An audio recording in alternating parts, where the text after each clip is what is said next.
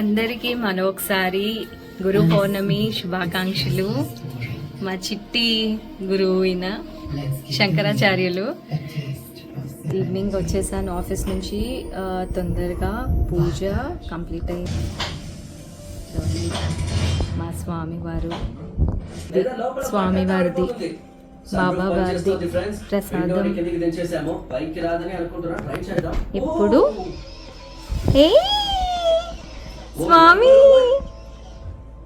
చూసారా, స్వామి అనుగ్రహం దొరికేసింది.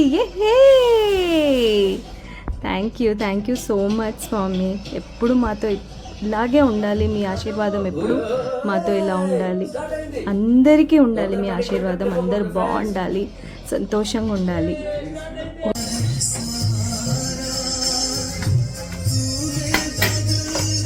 ఫాస్టింగ్ వదిలేస్తున్నాను.